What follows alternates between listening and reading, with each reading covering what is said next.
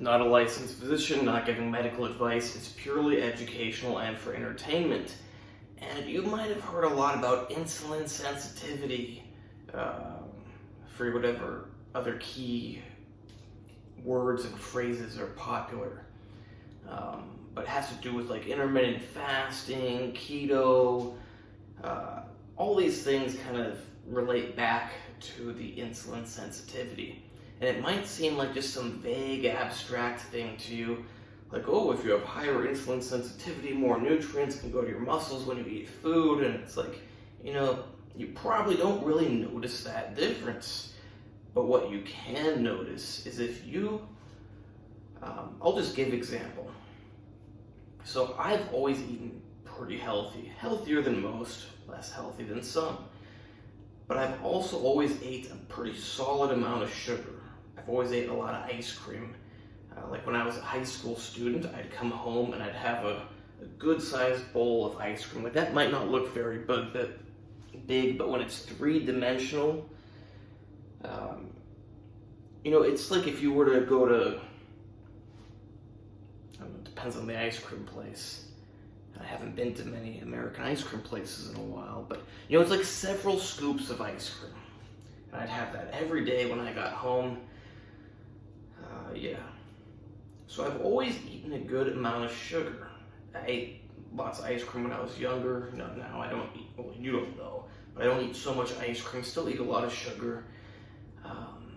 And when I would work out in the gym, oftentimes I would get lightheaded by the end of the workout, lightheaded, tingling hands, and feel like I'm gonna pass out. It would happen, I don't know, half of the time, maybe more, but it was very common occurrence. I felt like I could throw up. It was not pleasant. And, it seemed like when I ate, it helped it. Now the thing is, even if you eat a high sugar food, it takes, a decent amount of time, at least several minutes, if not even closer to 20 minutes, for that sugar to get in your blood enough to start helping. Especially if you had a really good workout and you burnt through, say you do a full body workout, you know how much glucose your shoulders, your biceps, your triceps, your chest, your back, your lats, your traps, your erectors, your quads, your glutes, you know how much sugar that can burn through? That can burn through a lot of blood sugar. That can burn through muscle glycogen and blood sugar. And if you're not insulin sensitive, it's going to be hard for your body to keep that blood sugar at a healthy level and enough going into your cells. So I would feel pretty bad after, especially leg workouts, I noticed, or sprinting. It was basically just the more muscles involved, the worse I would feel afterwards. The more muscles, the more sugar you're burning. And that only went away when I started improving my insulin sensitivity. When I started cutting down on the sugar, dieting more. And to this day, I can be super insulin sensitive, super glucose sensitive. If I do keto for a couple days and then start fasting, or just, have a more ketogenic diet in general for a little while, doesn't take long, even just a week, a few days, a week, I can fast. I've only done almost 5 days, I think, but I can fast with no issue. I can randomly not eat all day, no issue, whereas in the past, if I were to do that, I start to feel lightheaded, start to, just feel unwell. It wasn't so much lightheadedness, it was just like a general feeling of unwell. I needed to eat to feel better. And it's very nice to be freed from that. I don't know if I induced it as a younger person eating so much sugar or if it's genetics. I was even had reactive hypoglycemia for a while where this is maybe about 5 years ago now or 6 years ago. And I had gained some weight and had a poor diet before this, but I would, for example, drink a milkshake, and I don't remember how long exactly after, but pretty soon after, I would start going hypoglycemic, just like lots of sweat coming down my face, breathing heavy, heart going faster, not feeling well. That's pretty weird, like getting hypoglycemia after you eat sugar. Now, that's kind of an ironic thing to be related to insulin insensitivity, because it's, possibly either hypersecretion of insulin or hyperinsulin sensitivity, because you're actually getting too much of that glucose brought into your cells and your blood glucose is dropping too much. So it's like, technically I was the opposite of insulin insensitive. I mean, it's impossible to know for sure. It could have been extreme insulin sensitivity, or it could just be extreme insulin release. Either way, clearly my blood glucose insulin system was out of whack. But all of that is to say that you can feel a lot better and function a lot better, because it's not very functional to depend on food every few hours to feel all right. It's a lot nicer when, if you're busy, you just don't eat. You have a whole day where you're busy, you just don't eat till the next day, or maybe you don't eat till like a little snack, go to bed, just grab something when you can. I don't mean like snack on junk all throughout the day, but it's great when you can just forget about food, because your body can do okay, and it's not going to have hypoglycemia. You're using your body fat for that, keeping your blood sugar up, and it feels good. Your brain works good, you feel good. You're not going to be super strong in the gym, but just for overall quality of life and functionality, it's very good to be insulin sensitive. I myself, like I mentioned, that I can very quickly become very insulin sensitive. I don't know if you caught on to the implied part of that is that I'm not always very insulin sensitive. That is the case. I very quickly lose my insulin sensitivity also.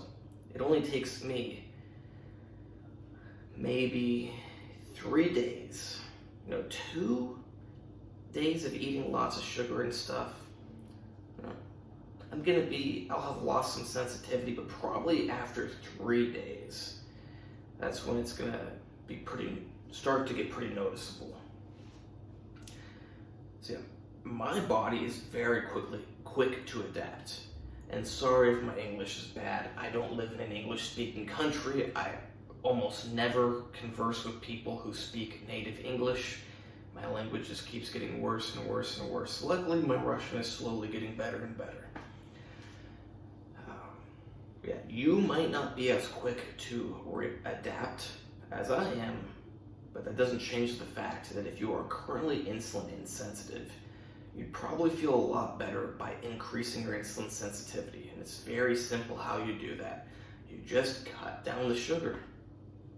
It's that simple. You don't need to do intermittent fasting. You don't need to do keto. Just cut down the sugar. Sugar includes carbs. Like, of course, simple sugars like ice cream, candy bars, glucose powder. Not that you're drinking glucose powder, but I do sometimes. All of that is going to spike your blood sugar even faster, and it's going to lead to more insulin, less insulin sensitivity. But even eating lots of compound carbs, they're not so bad. It's not going to really wreck your insulin sensitivity most likely. But if you're eating a lot of compound carbs and you're eating a lot of simple sugars, that's not so good. Just lower the overall sugars, especially the simple sugars, and you will gain insulin sensitivity. For me, if I want to get my insulin sensitivity to the max, and why I would want that is another question, what I would do is first cut down on the simple sugars, then cut down on the compound sugars, then increase my fasting times, like maybe skip breakfast one day, then skip lunch, then skip dinner, and then, depends on if I want to do a fast or not, but could do a multi-day fast. No need to jump into it because you'll just feel bad. You can expedite the process with medications like metformin or berberine. I like to take berberine for a day or two before I do a fast. It just makes it easier, improves my sensitivity. Why suffer more than you need to? Because it's like, you can go into a fast with moderately bad insulin sensitivity and get through it. But the better your insulin sensitivity is when you go into it, the better you're going to feel for that first and second day. I don't fast very often. I wish I fasted more. Fasting is not compatible, well, not very compatible. It's highly incompatible, although not entirely incompatible, with being an athlete. I know some people claim differently, but it's like, especially with bodybuilding and strength training, your body cannot recover if you're not giving it the nutrients, primarily the amino acids. If you fast for 4 days, that is 4 days of recovery you lost. And you're losing even more time than 4 days, because that 4 days that you're not recovering, you're even degenerating likely. So yeah, not good for weightlifters, bodybuilders, anything to do with lifting heavy weights, because we need lots of amino acids and nutrients in us constantly. But if you're just a regular person who doesn't do bodybuilding or strength training, it is great. Super healthy, makes you feel good, function well. Hope you like this video. Please like, subscribe, and comment. Check out the other videos. Earlier today, it was looking a lot better. It's weird. I did some boxing technique practice, and now my bicep is showing, it's all smoothed out. You can't see the cut there. You can't see the delt separations. Interesting.